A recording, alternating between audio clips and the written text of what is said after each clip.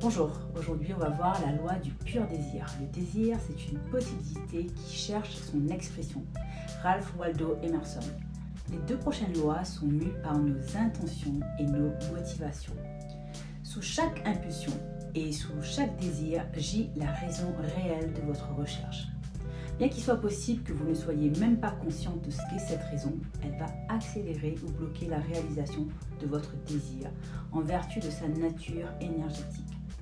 Afin de vous aligner avec les forces puissantes de la troisième loi universelle, votre intention doit être pure, c'est-à-dire ni manipulatrice, ni basée sur la peur, ni désespérée. En d'autres termes, vos motivations doivent être sincères, saines et vous faire honneur à vous comme aux autres. Cette loi et la suivante concerne la raison profonde pour laquelle vous poursuivez vos objectifs. Alors si vous n'y avez jamais réfléchi avant, il est temps maintenant de méditer sur la raison pour laquelle vous faites ce que vous faites. La loi du pur désir dit que lorsque vous êtes poussé par une intention pure, c'est-à-dire libre de peur, de doute et de désespoir, vous pouvez être certaine d'obtenir un résultat bénéfique. Être libre de peur modifie l'énergie de votre motivation. Elle passe d'une vibration négative et résistante à une vibration positive, réceptive. Vous allez passer d'une énergie d'attente et de désespoir à une énergie d'espoir et d'anticipation positive qui sont des composantes essentielles de cette loi. Les motivations fondées par la peur ou emplies de doutes ne peuvent créer qu'une énergie sombre autour de votre désir. De telles énergies tirent leur origine d'un sentiment de manque et du coup, ça émet des ondes d'énergie répulsives. Avec ce type de résonance, les seules choses que vous pouvez attirer sont des situations et des gens qui vous apportent la preuve douloureuse que vos conclusions négatives sont exactes. Le moteur du pur désir est mis en route par un sentiment honnête et honorable, mais il est alimenté par une énergie positive de l'espoir, de l'enthousiasme et de la foi. Ce qui veut dire que votre attente doit être entourée de tels sentiments si elle veut se libérer librement vers les bonnes choses que peuvent vous apporter l'univers. Et c'est pour ça que l'espoir vous booste. Il élève l'âme et ouvre le cœur et il est une source d'enthousiasme et de dynamisme. Sans l'espoir, vous ne pouvez pas être dynamisé par votre désir, ni conserver votre passion suffisamment forte pour persévérer lorsque les obstacles apparaissent. Le dynamisme et l'enthousiasme sont comme les amplificateurs d'un appareil stéréo, nourrissant votre énergie, votre désir. Mais vous ne réussirez pas à conserver ces émotions puissantes si votre espoir n'est pas sincère et que vous ne croyez pas réellement que votre rêve peut et doit devenir une réalité pour vous. De plus, la perte d'espoir peut être une des causes les plus importantes de la dépression et du désespoir. Deux énergies sombres que rien de brillant ou de beau ne peut traverser. Donc, ce que vous devez faire, c'est apaiser les intentions conflictuelles. Votre intention première est de réussir. Et de l'autre côté, une expérience malheureuse ou une croyance limitante peut vous conduire à penser que ce n'est pas possible. Cela aussi devient une intention énergétique. Dans ce cas, vos désirs sont à la fois désespérés et opposés.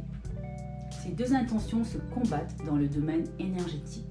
Intellectuellement, vous dites « je veux, je désire », mais votre énergie émotionnelle hurle « c'est sans espoir, ça n'arrivera jamais ». Laquelle de ces croyances va vous servir selon vous? Sur le plan énergétique, vos émotions négatives ont tendance à être plus fortement chargées et donc elles jouent un rôle plus important dans le processus d'attraction. Plus vous devenez découragé et déprimé, plus l'univers va devoir servir votre intention de conserver ces énergies dans votre vie. Il faut créer un nouvel espoir à travers un nouvel objectif.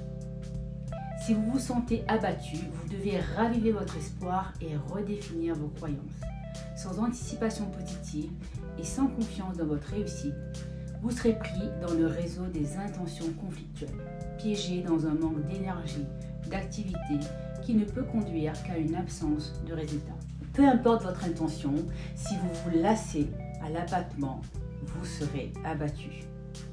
Je vous invite donc à faire quelque chose qui est très puissant. De passer du désir au mérite.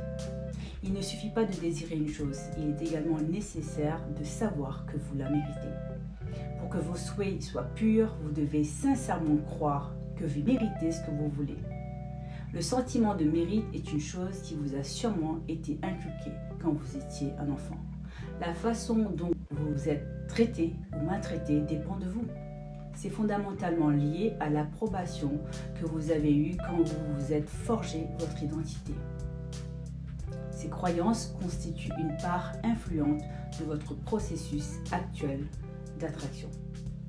Alors, le petit devoir ou le homework si vous préférez, pour mieux comprendre la véritable source de vos sentiments de valeur et de mérite, répondez aux questions qui suivent dans votre journal ou votre carnet de voyage. Premièrement, de quelle manière vous a-t-on dit, vos parents ou le schéma parental, quelqu'un qui vous a élevé, que vous manquiez de mérite? Croyez-vous que vous n'êtes pas à la hauteur d'une façon ou d'une autre et que quelque chose vous manque? Si oui, qu'est-ce donc qui vous manque? Ressentez-vous que vous devez faire quelque chose, que vous avez quelque chose à prouver, ou bien que vous devez être différente afin d'acquérir de la valeur? Si oui, que devez-vous donc faire, prouver ou être? Qu'est-ce que vos réponses révèlent sur vous-même? Si elles montrent que vous manquez de mérite, vous devez savoir qu'elles ne mettent pas en évidence votre vérité. En fait, votre sentiment de manquer de mérite vient de la réalité de quelqu'un d'autre, de sa peur ou de son besoin de pouvoir. Et ce quelqu'un d'autre, qu'il ait été un parent, un enseignant, une personne socialement influente ou qui que ce soit d'autre, vous n'avez plus à adhérer à sa version de la vérité. Votre vrai mérite n'est pas basé sur ce que vous ont dit vos parents ou d'autres personnes. Votre valeur n'est pas déterminée par la quantité d'argent que vous gagnez, vos diplômes, votre âge ou votre poids. Elle vient plutôt de votre héritage divin. Affirmez toujours que vous méritez le meilleur.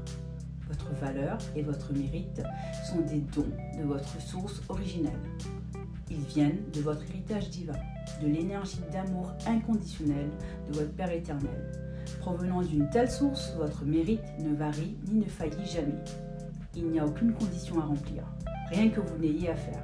En tant qu'enfant de Dieu, appelez-le l'univers, le divin, comme vous voulez, vous avez toujours mérité et vous mériterez toujours pleinement toutes les merveilles que l'univers abondant a offert. Il est grand temps de vous redéfinir, vous et votre valeur, d'après la vérité de ce que vous êtes. Nous sommes tous des enfants du divin, de Dieu. À la base, bébé, nous sommes tous éternellement aimés.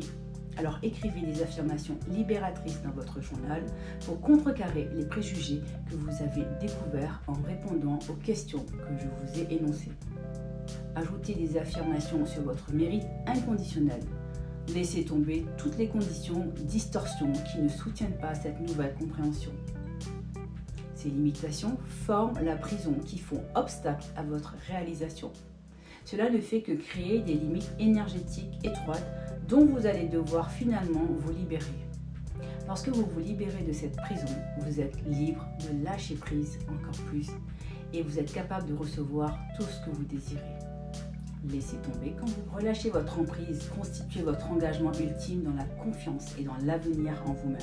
C'est la reconnaissance en votre capacité à créer du bonheur pour vous-même, quoi qu'il advienne.